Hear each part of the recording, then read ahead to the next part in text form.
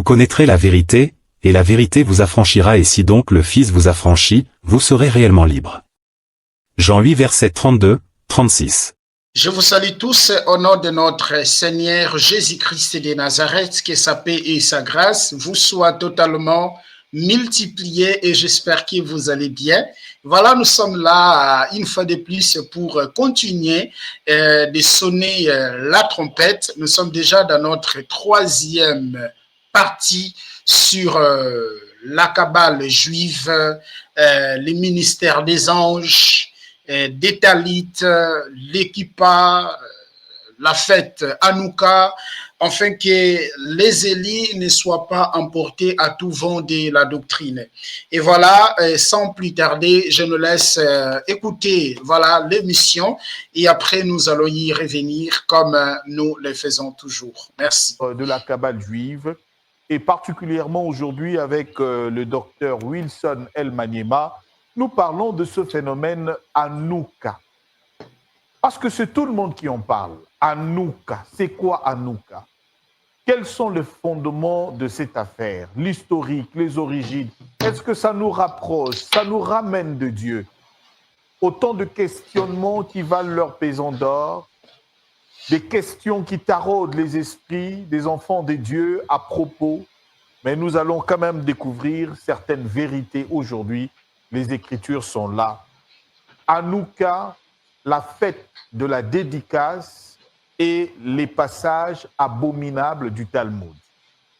Ceux qui évoquent également cette voix orale ou de loi dont on parle dans le Talmud, mais nous allons aujourd'hui avec l'invité qui a promis de démontrer, noir sur blanc, que ceux qui se rapprochent de la Kabbale juive, ceux qui portent des talit, ceux qui portent des kippas et ceux qui soufflent sur le chauffard, et ceux-là même qui vont plus loin, utilisent le passage de Talmud pendant leur prédication pour essayer d'éclairer les Écritures, entre guillemets. Nous allons aujourd'hui en savoir plus avec le docteur Wilson qui est avec nous. Docteur, bienvenue. Merci, mon frère. Ça se passe bien? Très bien, le Seigneur nous soutient. Ah, d'accord, parce qu'il y a beaucoup de téléspectateurs qui demandaient comment ils pouvaient faire pour se procurer plutôt de ces deux livres, Le danger de l'humanisme, oui. Ils en ont parlé, et puis Le mur des lamentations, un veau d'or. Parce que les gens ne comprenaient pas que le mur des lamentations dont on parle, comme un chrétien qui a déjà les passages clés des Écritures, comment prier, et le Seigneur a montré même comment prier, lui-même Jésus, un modèle. Quand vous priez, dites notre Père qui est aux cieux. Mais comment le chrétien peut se retrouver également, ceux qui ont cru à Jésus, à placer de requêtes dans le mur des lamentations? Autant de questionnements et de gens qui ont appelé aujourd'hui, qui disent, mais qu'est-ce qui se passe? Alors, avant d'aborder, je voudrais poser deux questions de pasteurs qui ont suivi et qui veulent avoir des explications quant à ceux. Nous allons commencer par celui qui nous a suivis. Bonjour, je suis en train de suivre votre émission depuis Mongafula, à la cité Mama Mobutu. Je suis contre les pratiques occultes dans l'Église. Je suis d'accord, mais cela ne veut pas dire que tout ce qui est d'Israël ou tout ce que d'Israël est occulte. Il a dit, soyons équilibrés, s'il vous plaît. Alors, si on peut comprendre la sous-question, en fait, il est d'accord avec tout ce qui se dit.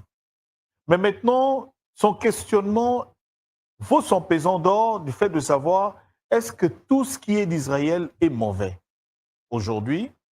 Et la deuxième question, vous allez répondre directement. Là, quelqu'un qui a... Pendant que vous pouvez commencer déjà à répondre à la première question. Bien, merci pour cette préoccupation. Moi, je pense pour le bien-aimé qui a posé cette question, il aurait fallu que lui-même nous montre ou démontre ce qui est bon en provenance du judaïsme moderne.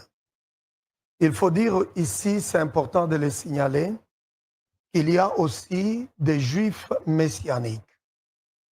Et les Juifs messianiques sont ceux qui croient que Jésus est Messie. Mais là où nous ne sommes pas d'accord avec les Juifs messianiques, c'est lorsqu'ils ajoutent à leur croyance la tradition.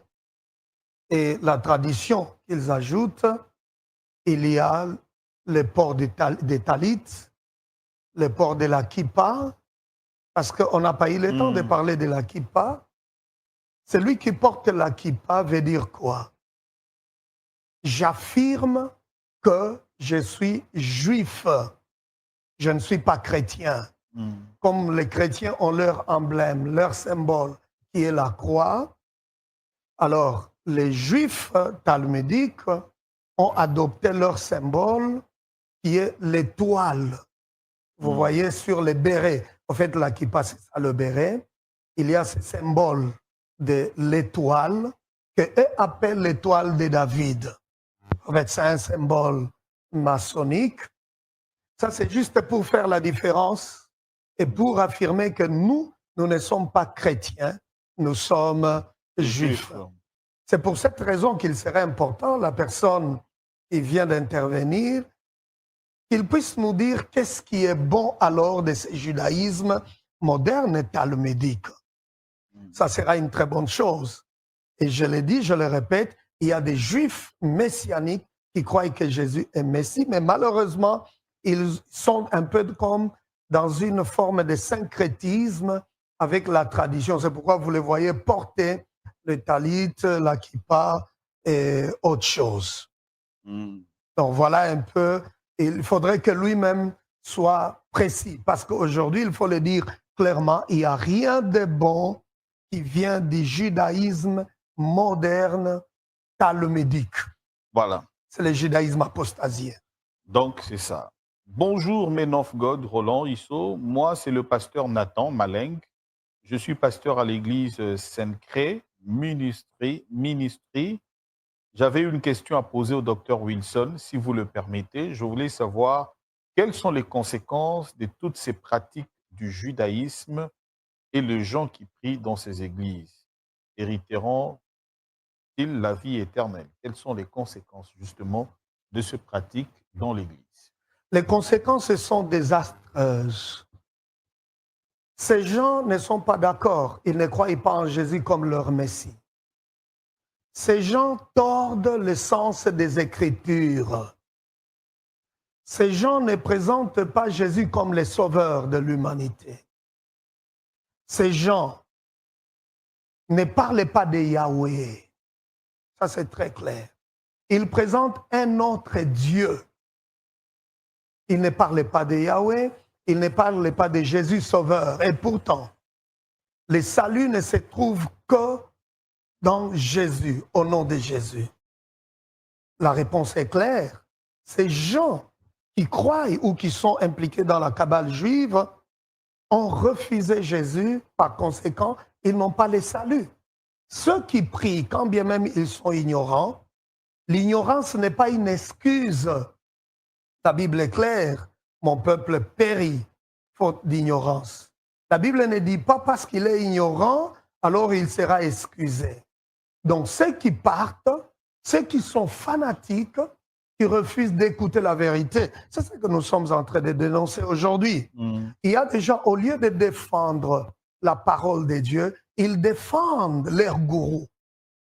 Et quand on défend un gourou, et conséquence c'est quoi? Vous allez tous ensemble mal finir avec les gourous spirituels. Il n'y a pas de salut pour ces gens-là. Alors, OK, on va évoluer puisqu'on en parle. Alors, docteur, on a prévu, parce qu'on parle aujourd'hui à Hanouka, parce que des conventions qui s'organisent à travers la ville de Kinshasa, Hanouka, en rapport avec ce que vous avez dit là, les enfants du Seigneur ont appelé, ont demandé, dit, mais nous avons quand même à vous envoyer quelques vidéos et quelques extraits. Aux États-Unis, par exemple, il y a déjà un grand hôtel qu'on appelle l'hôtel Hill. Dans cet hôtel-là, il n'y a que des satanistes qui y vont. Et certains pasteurs congolais qui y vont. quand ils disent qu'ils vont aux États-Unis, ils passent par cet hôtel-là. Et c'est là où toutes les cérémonies et les histoires se passent. Également, aujourd'hui, il y en a qui le disent publiquement. Aux États-Unis, c'est reconnu. L'église de Satan, et puis il y a aussi d'autres personnes qui sont dans ces mouvements. Alors, on va convier pendant 2 ou 3 minutes à suivre ces différents signes. Vous allez voir des images et des vidéos de ces 2 reportages. Et puis, nous allons revenir pour parler de Hanouka. Hanouka, c'est qu'on utilise également dans la Maïkari, donner la lumière à quelqu'un. Mais vous allez voir qui est la vraie lumière et comment cette lumière dans la Bible, on la présente. Et le docteur Wilson est là pour aujourd'hui. Moi, si le docteur ne cite pas, moi, je vais citer le nom. L'homme de coaching, je te connais. On se connaît. On va citer le nom aujourd'hui parce que nous défendons la saine doctrine. Wilson, lui a dit ça et Pams Bienga, on va suivre ce reportage pour nos téléspectateurs, les enfants du Seigneur. Une église en l'honneur de Satan. Salut, il faut que tu parles de ça. Aux États-Unis, dans la ville de Salem, une église satanique nommée le Satanic Temple a ouvert ses portes.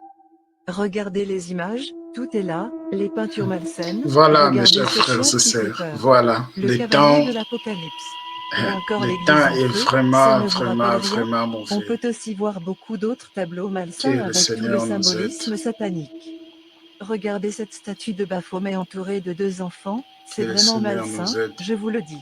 Bref, ils ont tout plein d'objets démoniaques, que dire de plus? Mais ce n'est pas tout.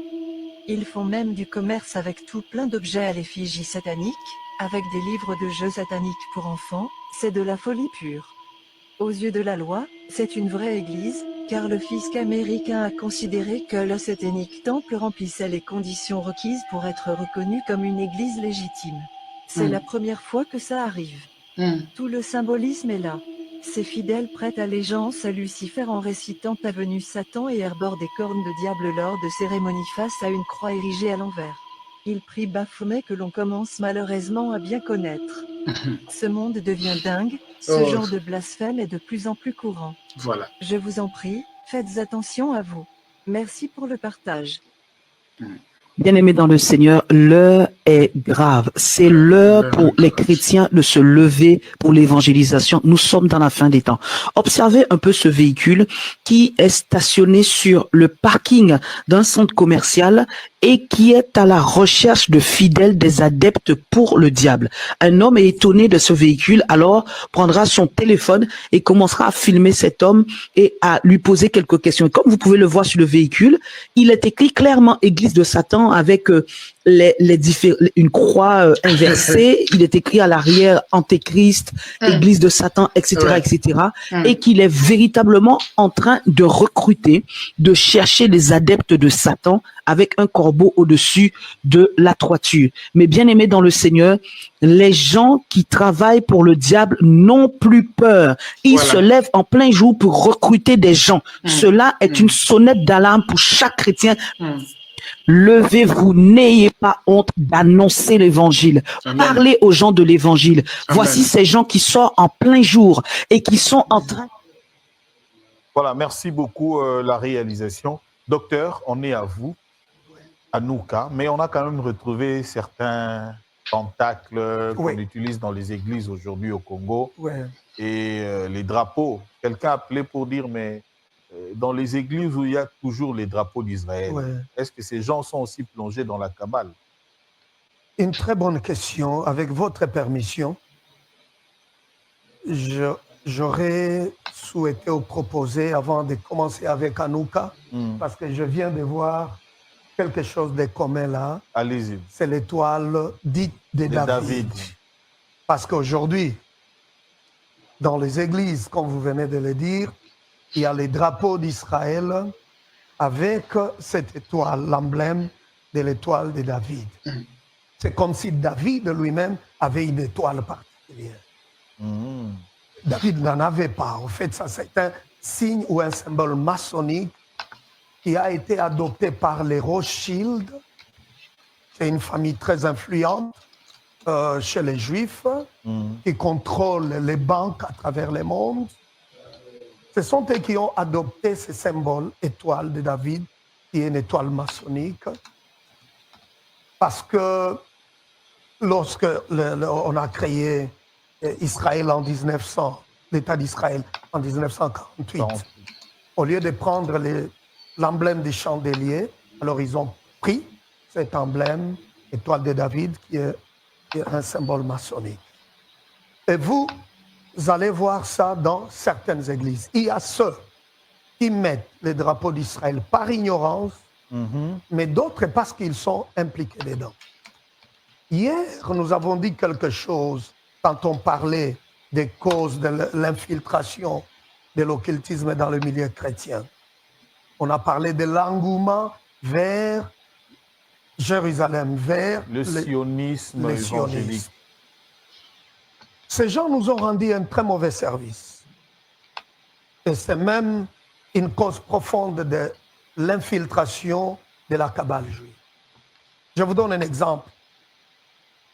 Ils falsifient la parole de Dieu, ils tordent l'essence des Écritures. La Bible dit dans Genèse chapitre 12, le verset 3, je pense, c'est lui, quand Dieu parle à Abraham, c'est lui qui te bénira, sera béni. C'est lui qui te maudira, sera maudit. Savez-vous que les Juifs modernes ont pris ces versets de la Bible pour faire croire à tout le monde à travers le monde que si vous parlez en mal de l'État d'Israël créé en 1948, vous serez maudit. Si vous parlez en mal d'un Juif, vous ne serez pas béni. Et ils brandissent ces versets bibliques de Genèse 12, verset 3. Mais il y a même des pasteurs qui ont enseigné ça ici au Congo, à Kinshasa, et qui disaient que le malheur du Zaïre, jusqu'aujourd'hui, c'est le fait que lorsque le maréchal Mobutu est allé en Égypte, lors du conflit égypto-israélien, il dit que la fameuse phrase du maréchal Mobutu, entre un frère et un ami, le choix est clair. Le maréchal avait choisi l'Égypte qui est un frère, un Africain, en lieu et place d'Israël qui était un ami. Et voilà comment le malheur s'est abattu dans notre pays. Ça, c'est tout le monde. 80%, 90% de chrétiens savent que le malheur du Congo, du Zaïre, c'est le maréchal Mobutu avec sa fameuse phrase. C'est ça la bêtise. Non seulement hérésie et la grande bêtise. Si peut-être vous pouvez me permettre que je vous pose une question, parce que je n'ai pas le droit de vous poser une question. Allez-y, pasteur. Avant que ma question n'intervienne, il y a même des chrétiens qui chantent comme ça, que le malheur du Congo, j'ai entendu ça quand je suis arrivé à Kinshasa, et quelqu'un de célèbre parmi les chantres ou artistes, qui chante que le malheur du Congo, c'est ce que vous venez de dire, parce que Mobutu a tourné le dos, n'est-ce pas, à Israël. Et c'est pourquoi nous sommes en train de souffrir, c'est pourquoi la guerre de l'Est ne finit pas. Alors il faudrait que le Congo entre dans l'alliance avec les Juifs. Quelle bêtise. Ma question est celle. Que dites-vous des Arabes qui maudissent Israël chaque jour? Mais aujourd'hui, tous les Congolais vont à Dubaï pour faire leur business. Pourquoi ces gens qui maudissent Israël tous les jours semblent être plus stables que les Congolais, et les Congolais vont faire leur business, acheter leurs marchandises là? Non seulement ça, l'Allemagne qui a tué, je pense combien, 6 millions de Juifs, c'est une puissance économique en Europe. Qu'a fait le Congo pour mériter cette souffrance? Les Congolais ont tué combien de Juifs? C'est ça la bêtise. J'ai bien dit ici que les Arabes maudissent les Juifs tous les jours et sont très stables. Et parce qu'on a voulu faire croire aux Congolais que votre malheur, c'est Mobutu. Mobutu d'avoir choisi l'Égypte. C'est une bêtise. Et on dit qu'il faut entrer dans l'alliance avec les Juifs pour que ça soit stable. Depuis que le Congo a organisé des journées de repentance, depuis que les Congolais ont tendu la main aux Juifs, savez-vous qu'il y a même des Congolais qui contribuent, qui mobilisent des fonds pour la reconstruction du 3e temple. Des Congolais qui vont en Israël, ils voient une synagogue détruite parce que les pavements déjà détruits, alors ça donne une fausse forme, comme si c'était la carte géographique du Congo. Et vous voyez des Congolais là-bas en train de prier, d'adorer. La carte du Congo. Vous avez ressorti de la synagogue, d'une des synagogues d'Israël. C'est bizarre ça. Je ne sais pas c'est quel niveau de maladie. Et c'est dans une synagogue. Une synagogue. Et on pense que le Congo est présent là-bas. C'est une autre façon de maudire ces pays. Et tout ça, c'est parti d'une mauvaise interprétation de Genèse 12, 3. Dieu ne parlait pas à Israël, créé en 1948. Il s'adressait à Abraham. Exactement. Il dit, Abraham, c'est lui qui te maudira, sera maudit. C'est lui qui te bénira, sera béni. Et il dit, toutes les nations de la terre seront bénies en toi. Cette prophétie a été répétée sur Isaac et sur Jacob. Dans Genèse 26, 4, Dieu dit à Jacob clairement, toutes les nations seront bénies en ta postérité. Maintenant, quand nous prenons Galates chapitre 3, verset 16, Paul va expliciter ce verset. Il dit, il ne s'agit pas de plusieurs postérités, mais une seule qui est Christ. C'est que Dieu disait à Abraham, parce que Abraham, Isaac et Jacob sont les patriarches de la foi. À travers eux, le Messie devait venir. Le Seigneur parlait déjà de la venue du Messie. C'est une prophétie qui concerne l'Église, pas les Juifs modernes. Voyez-vous. Maintenant, on prend ces versets de la Bible pour dire, non, vous êtes obligés, vous Congolais, d'entrer en alliance avec Israël. Voilà. Si vous ne le faites pas, vous serez maudits. Et si vous êtes en bonne relation avec eux, le Congo deviendra fort. C'est la raison pour laquelle j'ai posé cette question. Depuis qu'on a organisé des journées de repentance, le malheur du Congo n'a pas fini. Et on chante même. Il y a des musiciens comme ça, des chrétiens qui chantent. Il faudrait que le Congo entre en alliance. Et voilà, ce sera le bonheur du Congo. C'est pour cette raison, vous voyez, les Congolais sont derrière cette hérésie. Le sionisme. Le sionisme. Et on brandit ce passage biblique qui est très mal interprété parce que dans son contexte, ça ne dit pas que nous allons soutenir Israël pour moderne. L'amour des Sion. Israël moderne qui ne croit même pas en Jésus. Même ces versets, pour l'amour des Sion, je ne mettrai pas. Mettez-le dans son contexte. Ça parlait de la messianité de l'avenir du Messie. Ce n'est pas d'Israël créé en 1948. Voilà, on va revenir sur le thème principal, Dr Wilson. Merci d'éclairer la lanterne de plusieurs dans les églises, des pasteurs qui, par ignorance, se sont retrouvés avec cette histoire ici de Pentacle ou de l'étoile de David. Bolon, là, on avait l'église, Nabino, pardon, Boyebagité.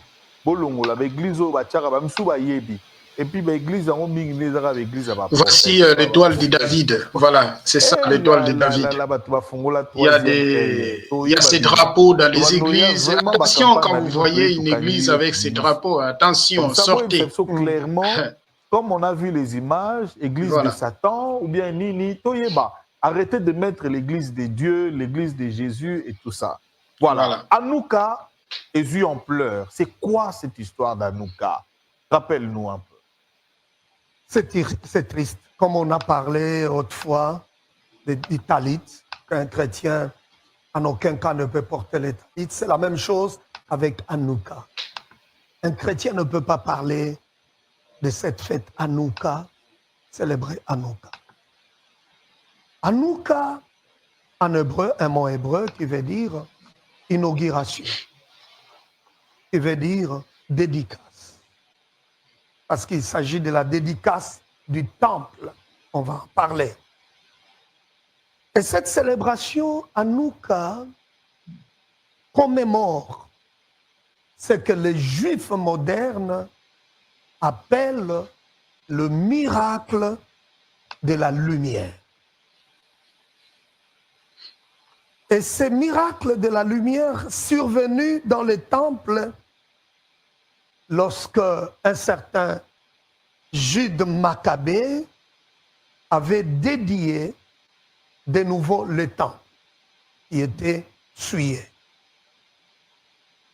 Hanouka, cette célébration parle de la purification et la réconsécration du temple. Ça, c'est au IIe siècle, avant Jésus-Christ.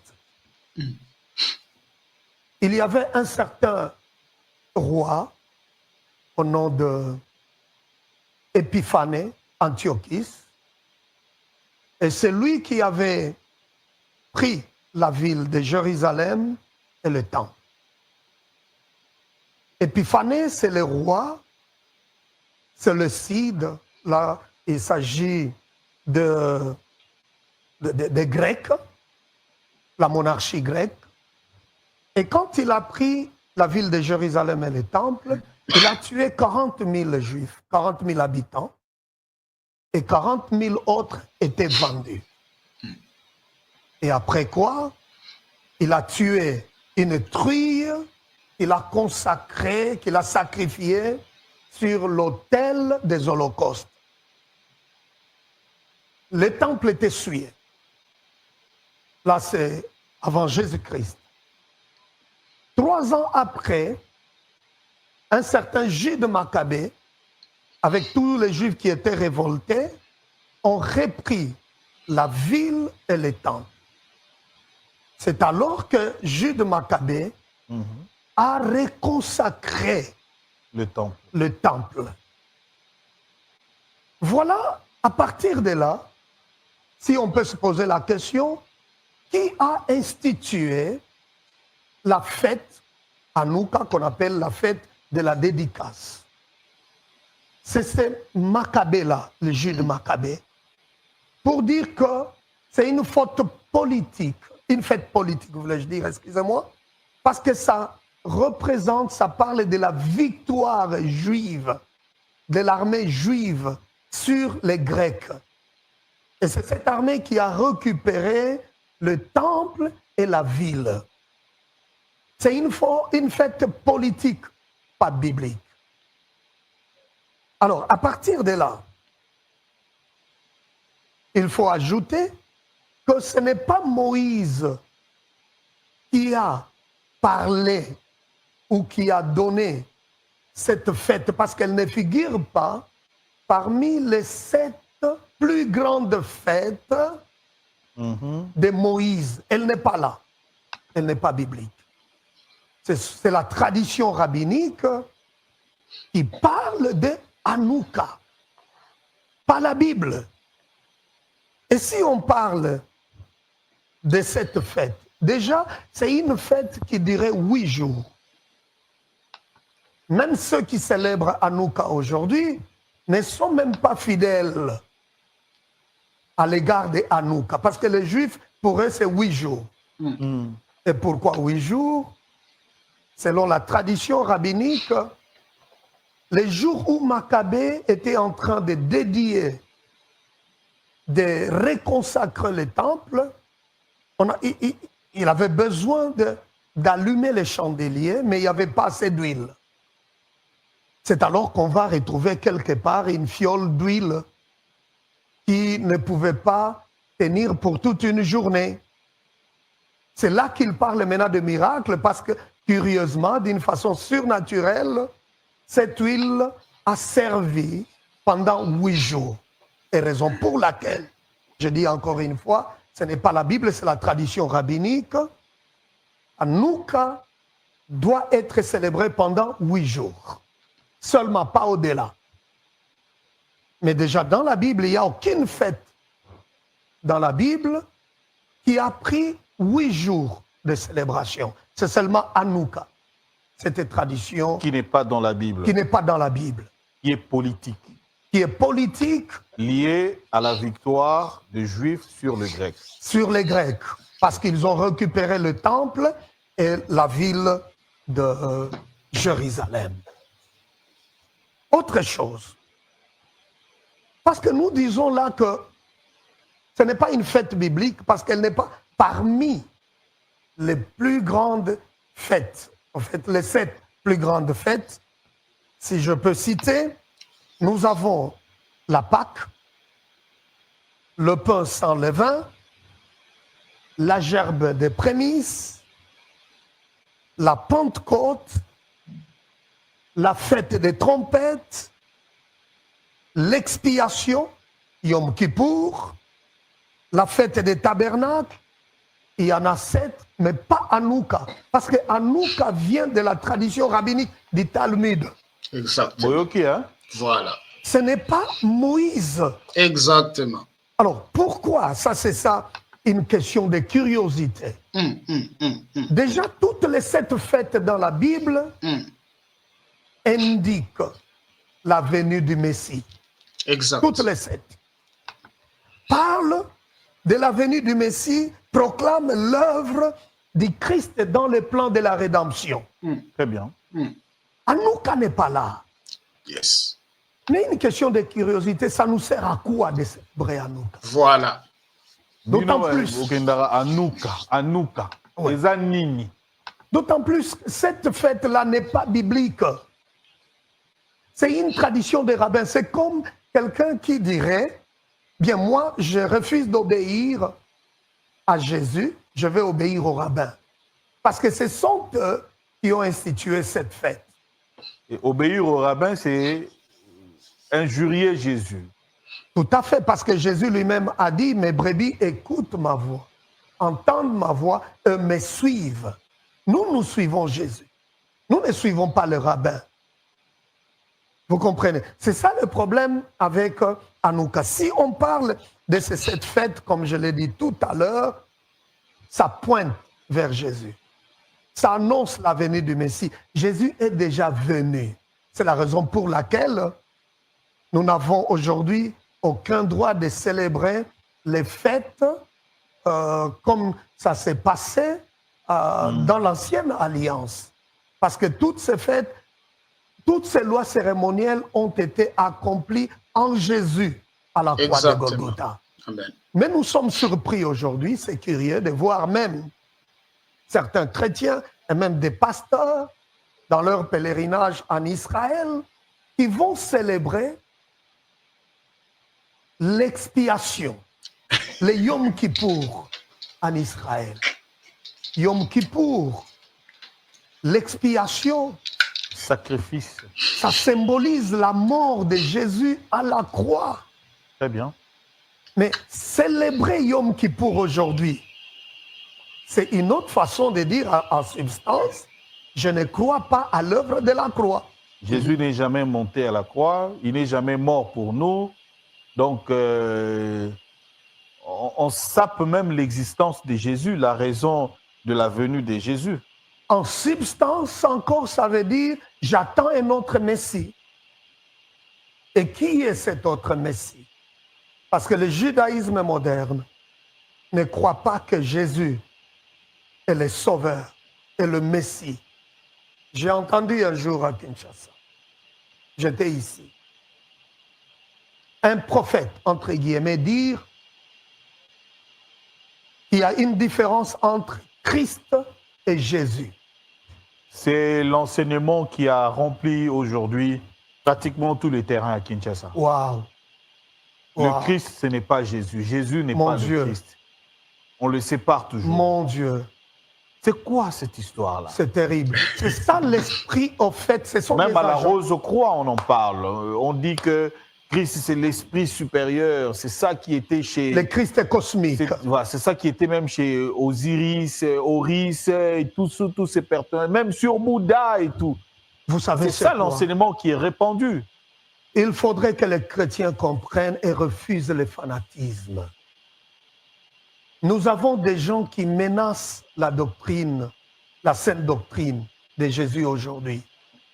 Quand on parle de Christ cosmique, on veut parler d'un esprit qui viendra habiter dans l'homme antichrist. On prépare, en fait, parce que l'antichrist ne va pas se... Et voilà, mes chers frères et sœurs, il faut refuser le fanatisme. Il faut refuser le fanatisme. La Bible dit dans Éphésiens chapitre 5, le verset 10 jusqu'au verset 13e, je peux lire jusqu'au verset 14e, « Examinez ce qui est agréable au Seigneur et ne prenez point part aux œuvres infructueuses des ténèbres, mais plutôt condamnez-les. » Quand vous voyez quelque chose qui n'est pas bon, il faut les condamner. Sauve ton âme. Sauve ton âme, mes chers frères et sœurs. Le verset 14, toujours dans Éphésiens 5, le verset 12, toujours dans Éphésiens 5, car il est honteux de dire ce qu'ils font en secret.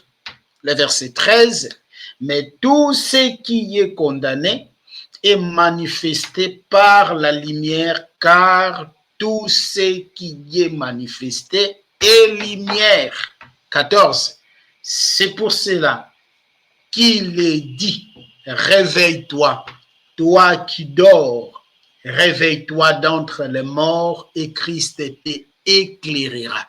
Mes chers frères et sœurs, voilà, nous sommes arrivés à la fin et notre rendez-vous est pris dans la troisième partie. Notre rendez-vous est pris à la troisième partie. Excusez-moi, je vais voulu que la vidéo soit longue. Voilà, nous allons avancer dans la troisième partie. Mes chers frères et sœurs, une fois de plus, je nous demande de sortir du fanatisme, de sortir du suivisme. Je dis toujours, le jour de ta mort, tu seras seul.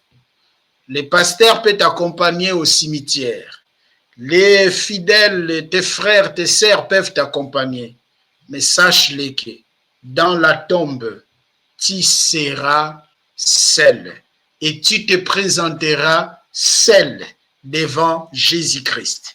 Le nom de l'Église ne pourra pas te défendre. Le nom du pasteur ne pourra pas te défendre. Tes frères ne pourront pas te défendre. C'est toi avec le Seigneur Jésus. L'Apocalypse chapitre 3, les versets 10 à 11. Puisque tu as gardé la parole de la persévérance, moi aussi je te garderai. Garde la parole de la persévérance. Garde la parole de la persévérance. Jésus a dit, allez partout dans le monde, faites de toutes les nations mes disciples, enseignez-les, j'aime ça, impérativement, enseignez-les à garder tout ce que je vous ai prescrit. Étant les enfants de Dieu, nous sommes appelés à garder ce que les apôtres nous ont prescrit. Pas des cabales juifs qu'on nous ramène aujourd'hui, pas toutes ces pratiques occultes aujourd'hui que nous voyons dans nos églises. Voilà, mes chers frères et sœurs, que le Seigneur vous bénisse et notre rendez-vous est pris, je crois, troisième partie. Voilà, troisième ou quatrième partie. Et merci beaucoup. Soyez tous bénis. Au revoir. Merci. Likez la vidéo si elle vous plaît, et si vous êtes nouveau sur la chaîne, n'oubliez pas de vous abonner et d'activer la cloche de notification afin de ne rater aucune de nos vidéos.